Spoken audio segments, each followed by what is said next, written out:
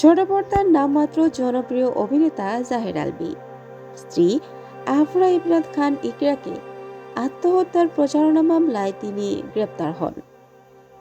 আজ বৃহস্পতিবার Dhaka metropolitan magistrate Kamal Uddin আহমেদের আদালতে আত্মসমর্পণ করে জামিন চান জাহের আলভী। শুনানি শেষে আদালত জামিন আবেদন নামঞ্জুর করেই তাকে কারাগারে পাঠানোর নির্দেশ দেয়।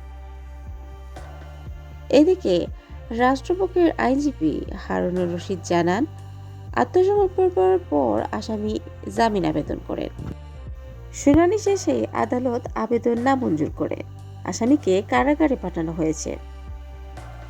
মামলার এজাহারে বলা হয়েছে, গত 28 ফেব্রুয়ারি রাজধানী মিরপুর ডিওএইচের বাসা থেকে ইকরার সিলিং ফ্যানের সঙ্গে ওড়না পেঁচানো অবস্থায় তাকে উদ্ধার করা হয়।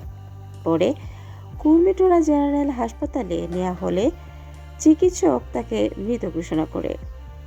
ওই সময় জাহের আলভী নেপালে ছিলেন।